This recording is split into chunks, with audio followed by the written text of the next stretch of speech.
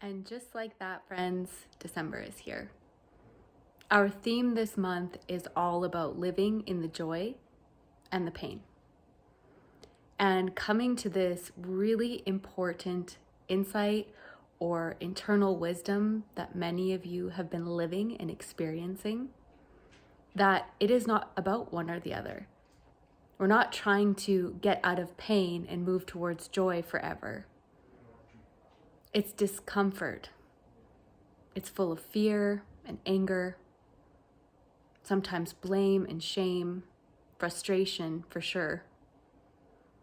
But the pain is part of the process. The pain and the grief, they exist because the love existed. And that love keeps going forever. So we can absolutely feel those feelings and not judge or blame ourselves. We can learn from others safe, healing ways to express those emotions, to sit with those emotions, to start to unpack them over time. This doesn't have to happen overnight. This can happen over weeks, years, decades, and it can also happen in a moment that begins to free us. The joy disappears, and that doesn't make any sense. It becomes this additional secondary loss and frustration and anger and sadness. All of a sudden, these things that brought me joy no longer brought me joy anymore. How could some place that I loved going, that meant so much to me and my family, all of a sudden feel empty when I was there? How could the smell of food or coffee, things that I loved and enjoyed, disappear? Our nervous system has been through so much. Our heart is processing and our minds are processing so much that those neural pathways, those trails of thought and feelings, they get jammed up and joy disappears for a while.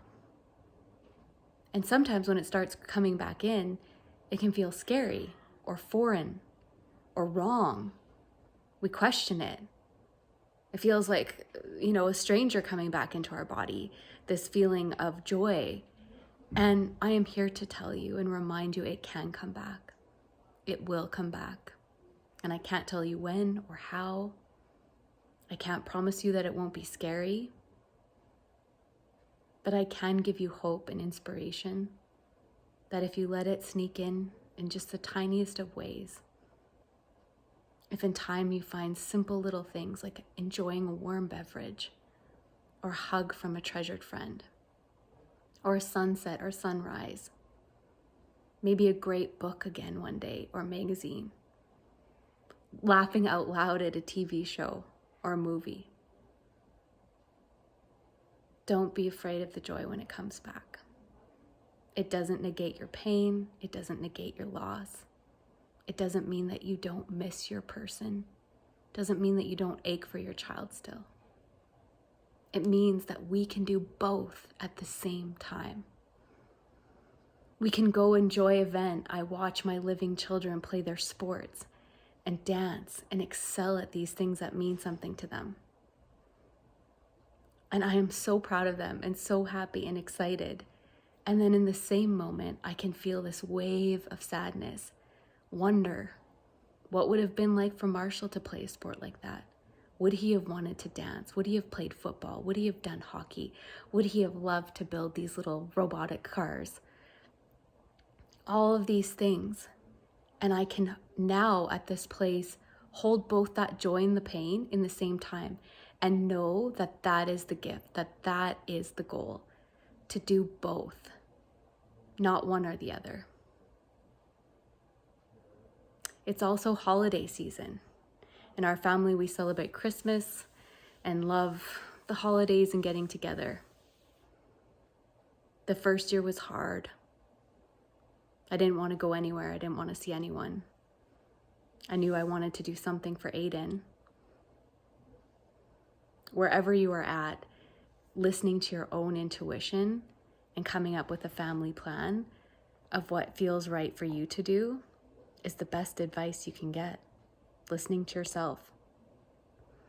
Some simple tips of finding a practice, if you will, kind of response that maybe you can use, thinking about what you want to attend or participate in this year or host, having something put together in advance that you can share a response, as if it's a decline or if it's an acceptance, thinking about what kind of things you do want to partake in and what you don't, how you can minimize some of the distraction and overwhelm to honor your nervous system and where your heart and head are at,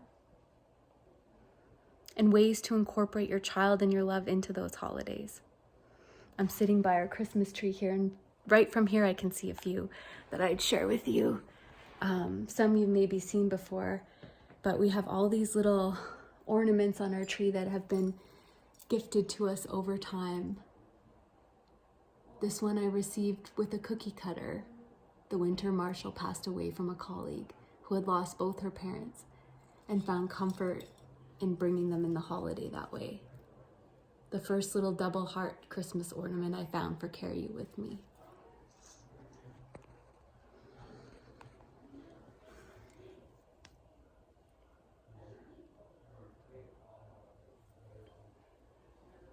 So many special memories and little ways that we incorporate Marshall into the holidays.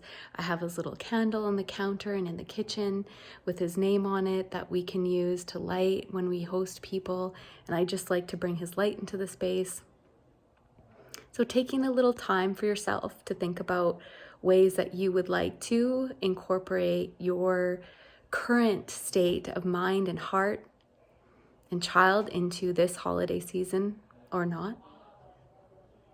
Reaching out to those in your life that you want to spend time with and celebrate.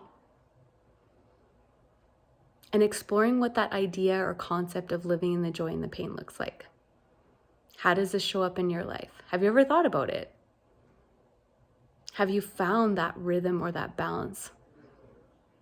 Not always striving for equilibrium like we talk, but how do we navigate that shift back and forth? The ebb and the flow of joy and pain. Sending you love always. Stay tuned in the community for more updates coming on our group sessions starting in January and upcoming workshops and events for 2024, which is right around the corner. Sending my love, friends.